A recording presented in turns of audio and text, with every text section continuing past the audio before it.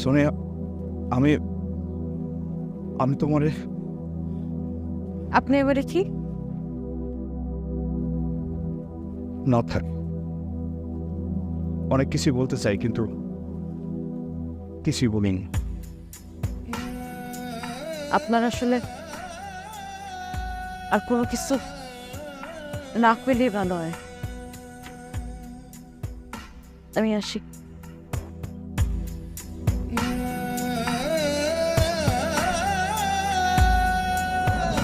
সবই তো শুনলি দোস্ত, আমি এখন কি করবো রে ক? তোর দুলাভাই এতগুলো টাকা চোখের সামনে খায়া দিল, তোর বাবা কিছু কইলো না কে?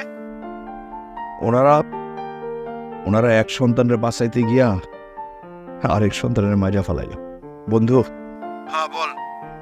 10টা ইট একতলা থেকে 5তলা উঠাইতে কয় ফোঁটা ঘাম ছড়ি রে?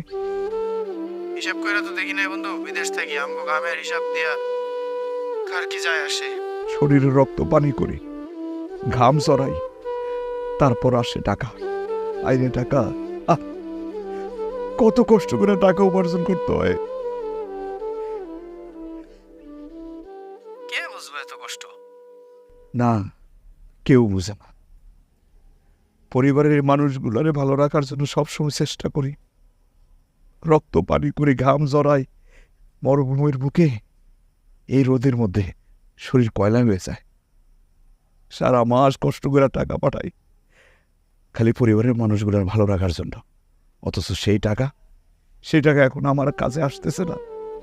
সে টাকার লাগে আমি আমার ভালোবাসার মানুষকে ঘরে তুলতে পারতেছি না। আরে তুই চুপ থাক, টাকা নিয়ে কোনো টেনশন করবি না, আমরা আসি না নাকি কিস খাইছি। দোস্ত, আমি তো শেষ, আমার আর কিছু নাই রে। শেষ সম্পর্ক আর আমার আর কিছু না। তুই এত টেনশন করিস না তো, তোর বিয়া হইব, আমি টাকার ব্যবস্থা করতেছি। আমার আমার এত বছরের সব পরিশ্রম শেষ দোস্ত। আমি তো কখনো নিজের কাছে টাকা রাখার চিন্তাও করি নাই। ভাবছি আমার বাপ, আমার বোন, দুলাভাই, মা, তারাই তো আমার সব। আমি যখন যেভাবে পারছি, যত টাকা ইনকাম করছি সব কিছু আমি পাঠাই দিছি। অথচ আমার আব্বা কি বলে জানোস, মানে উনি হিসাব চায় আমার কাছে কত টাকা আছে, আমি বিদেশ থেকে টাকা নিয়ে আসছি কিনা। ওনারা একবারও বুঝতে চায় না যে বিদেশ থেকে চাইলেই প্রতিদিন টাকা পাঠানো যায় না, লাখ লাখ টাকা পাঠানো যায় না। আমি তাদেরকে কেমনে বুঝাই যে প্রবাস জীবনটা কেমন। আমরা যারা প্রবাসে থাকি আমরাই বুঝি কতটা কষ্ট আমাদের, কতটা